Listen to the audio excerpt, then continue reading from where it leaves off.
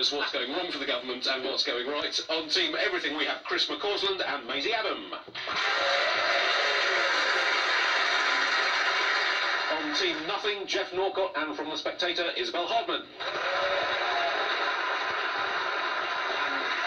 We'll start with a question for Chris and Maisie. In the week that the MP for Stratford-upon-Avon has been having a few difficulties, we'll start with a quote from Shakespeare. Tax doesn't have to be taxing. I think it's from Shakespeare, isn't it? Who this week might agree or disagree with that?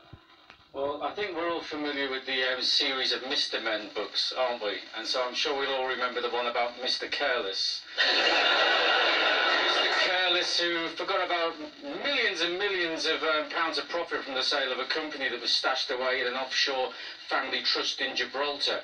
And he would have got away with it if it wasn't for Mr. Nosy. The real irony in the story was that Mr. Careless was actually Mr. Nosy's boss at the time. Mr. Careless was actually responsible for Mr. Nosy being as nosy as he was. So I think it turned up in the live-action version starring Nadeem Zahawi. That is correct. It feels like you saying it then when you were talking about Everything Everywhere All at Once. It does almost sound. It's so farcical. It should be fictional. It should be a film you almost want to hear, like, from the makers of the Education Secretary who screwed up an entire country's A-levels, and a Health Secretary who broke his own rules by snogging his colleagues, comes the Chancellor with a hefty fine. It's so mad. To use the word careless, that's the word he's said, isn't it? Because HMRC have basically said, like, that you wouldn't get a penalty for an innocent error, but you could for carelessness, which is what Nadeem Zahawi's claiming it was. I don't think that's carelessness. Carelessness is leaving your hat on the tube. It's not forgetting to pay a monumental tax bill as the Chancellor of the Exchequer. Yeah, I mean, careless tax bill is one of George Michael's least...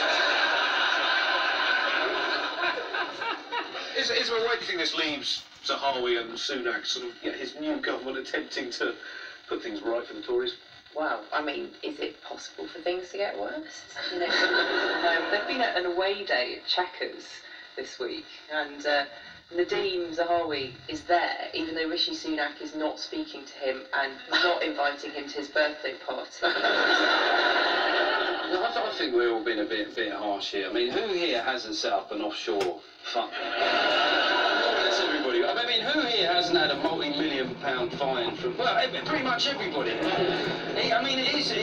the thing is, right, it's definitely not just avoidance, but it's also not evasion either, is it? It's sort of like avoidance. It makes me sound like a mobster from New Jersey. A bit of avoidance. It's weird for Rishi Sunak, isn't it? Because, I mean, this is just like literally a week on from when he was thinking, God, this seatbelt thing is a nightmare. Kill not to have another seatbelt moment. I think if he's got any sense, I would get another fine. That's what I'd do. Just images of him with fly tipping at the cenotaph. I mean, He's parking in the disabled space as we speak, right?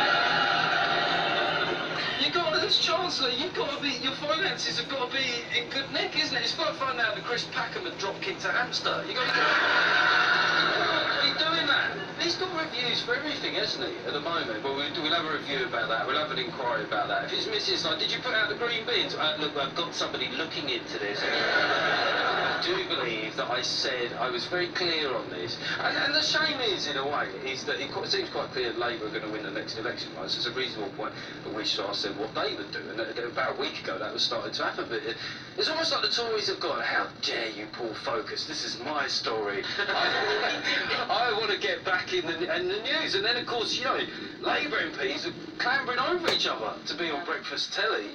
And Keir Starmer gets to try out the fact, when I was head of the CPS, he hates telling people that. It's a bit like his equivalent of, you know, when Uncle Albert would tell Del Boy during the war.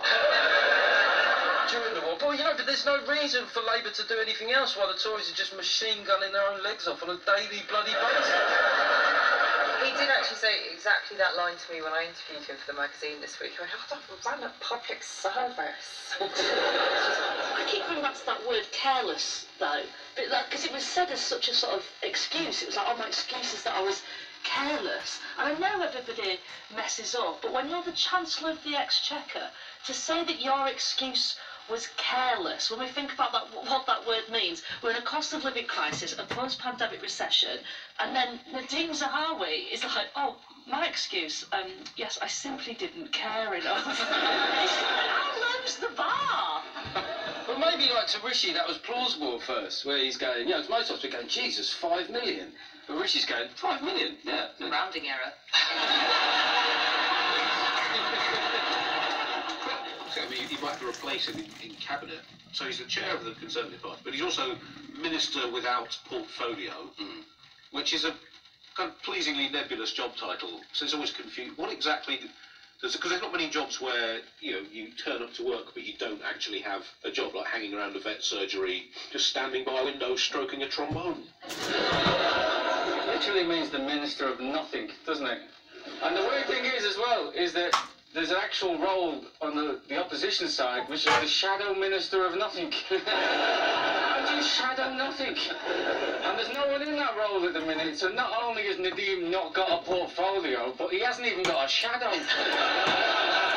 He's just a ghost. I just wonder at what point when you're Chancellor, where you just think, this probably won't come up.